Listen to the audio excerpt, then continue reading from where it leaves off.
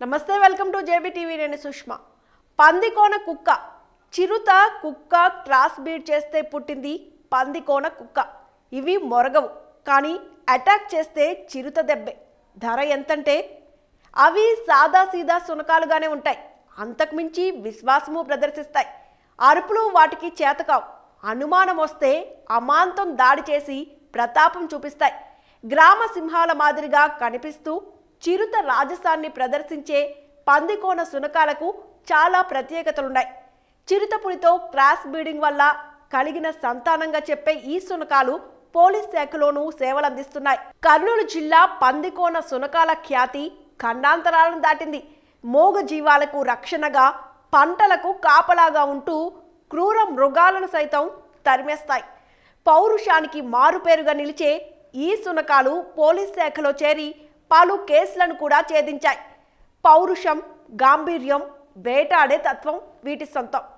పత్తికొండకు 9 కిలోమీటర్ల దూరంలో ఉన్న పందికోన గ్రామాన్ని బ్రిటిష్ కాలంలో పాలెగాళ్లు పాలించేవారు.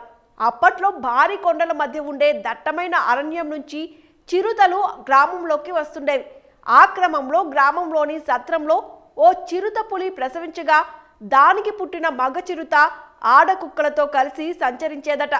తదనంతర కాలంలో ఆ చిరుత గ్రామ సింహాల సంపర్కం వల్ల ఆడ సునకాలకు చిరుత లాంటి కుక్క పిల్లలు పుట్టాయని, ఆ సంతానం వృద్ధి చెంది పందికోన సునకాలుగా పేరొచ్చిందని గ్రామానికి చెందిన రంగప్పరాజు, గువ్వల రంగస్వామి చెప్పారు.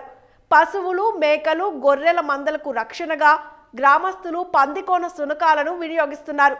మృగాల వాసన పసిగట్టి వాటి బారి నుంచి ఈ సునకాలే పశువుల్ని రక్షిస్తాయని, అవసరమైతే మృగాలను వేటాడతాయని గ్రామస్తులు చెబుతున్నారు. కొత్త వ్యక్తులను గుర్తించి నిలువరించడం, దొంగలను ముట్టడించి దాడి చేయడం వీటి ప్రత్యేకత. ఈ సునకాలు హైదరాబాద్, అమరావతి, ఢిల్లీ తదితర ప్రాంతాలతో పాటు అమెరికా, ఇతర దేశాలకు ఎగుమతయ్యాయి. వీటి విశిష్టతను గుర్తించిన అమెరికాకు చెందిన ఓ బృందం 37 సంవత్సరాల క్రితం ఈ గ్రామాన్ని సందర్శించి వీటికి షెల్టర్, వసతి సౌకర్యాల కోసం నిధులు ఇస్తామని చెప్పగా గ్రామస్తులు నిరాకరించారు. కొన్నేళ్లుగా కేంద్ర రక్షణ శాఖ, పోలీసు అధికారులు వీటిని తీసుకెళ్లి పౌర రక్షణ సేవలకు వినియోగిస్తున్నారు. వైద్యాధికారులు, కొందరు గృహ యజమానులు, రియల్ ఎస్టేట్ వ్యాపారులు తరచూ గ్రామానికి వచ్చి వీటిని తీసుకెళ్తుంటారని గ్రామస్తులు తెలిపారు. పందికోన గ్రామంలో సుమారు 700 కుటుంబాలు ఉండగా 1500కు పైగా సునకాలను పెంచుతున్నారు. ప్రతి ఇంట్లో ఒక సునకం కనిపిస్తుంది. కొందరైతే 2-3 పెంచుతుంటారు. వాటికి పేర్లు పెట్టి పిలుస్తుంటారు. ఆడకుక్కలకు ఇందిరమ్మ, ఇందిరమ్మ బి, మగ కుక్కలకు రాముడు, భీముడు, రాజు వంటి పేర్లుంటాయి. చిన్న వయస్సులోనే వీటి దేహంపై 2 వైపులా వాతలు పెడతారు. రాత్రివేళ కంటి మీద కునుకు లేకుండా పంట ఉత్పత్తులు, గొర్రెలకు ఇవి కాపలాగా ఉంటాయని గ్రామానికి చెందిన సిద్దప్ప, బుల్లేని ఆదినారాయణ చెప్పారు.